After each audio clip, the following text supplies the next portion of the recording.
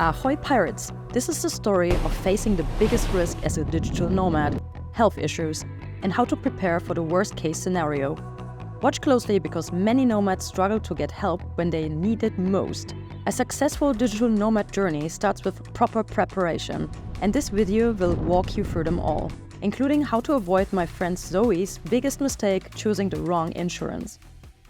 Zoe is basically the dream digital nomad. Young, smart, sporty, single, and always prepared with a plan B, and sometimes even a plan C. She works remotely while traveling the world, living her absolute best life. Her adventure kicks off in Japan, where she spent the winter snowboarding in Hokkaido. Now, Zoe isn't just any snowboarder, she's a backcountry snowboarder. Translation: she loves riding in areas that come with, let's say, extra risk, like avalanche danger. But don't worry, she was being careful, staying under the tree line and only occasionally smacking her head on a branch or face planting in the snow. No big deal. She shook it off and kept going. But what happened next? She never saw it coming. Fast forward to summer, and Zoe heads south for a change of scenery and to try out kite surfing. You know, keep the adrenaline flowing. One morning, the wind is perfect, the waves are calling, and she's ready to take her skills to the next level. And she does, until bam! She lands a jump and smashes her foot into a hidden rock. Ouch. She falls into the water, shrugs it off, and thinks, meh, just a little knock, until she looks at her foot. And let's just say, it looked like something straight out of a horror movie. I'll tell you more, but I'm trying to keep your lunch where it belongs. Also, if it were me, I'd have just passed out then and there. The nightmare begins. Someone gets her out of the water and she gets rushed to the emergency room. And this is where things really go south. The doctor takes one look at her foot and is like, yeah, you need surgery, ASAP. But Zoe, being Zoe, doesn't just trust anyone to start slicing and dicing her foot.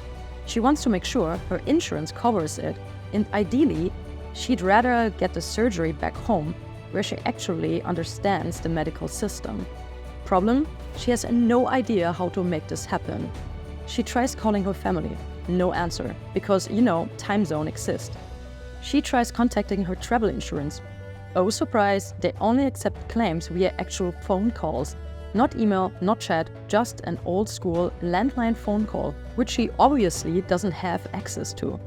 So there she is, stranded, injured, and completely unsure what to do next. I found out about all this months later, and I wish I could have helped her at the time. But since I can't time travel yet, here's what you can learn from Zoe's disaster.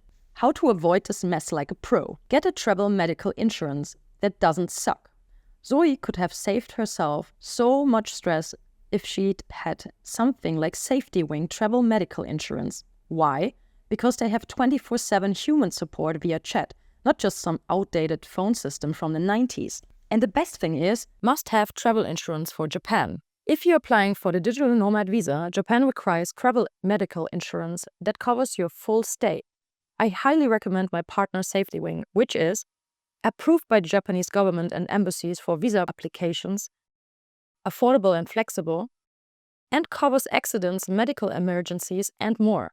Nomad Insurance Complete is an insurance for unexpected and ongoing health issues with extended travel protection. Bonus, if you plan on doing skiing, snowboarding, or surfing, get the adventure sports add-on. It covers extreme sports like scuba diving, kite surfing, and even martial arts. Find the insurance link in the description. And yes, it's an affiliate link, which is highly appreciated by me. Arigatou gozaimasu. Zoe needed immediate help, and a solid travel medical insurance provider would have solved 90% of her problems. So how is Zoe now? Don't worry, this story has a happy ending. After a long rehab period, she's back in Amsterdam, living her best life. She's got a new job, she's cycling again, and oh yeah, she's also got a very sexy boyfriend. But let this be a lesson to all my fellow nomads and travelers. Be prepared. A good insurance provider, like say Safety Wing, link in the description, can make the difference between a small setback and an absolute nightmare.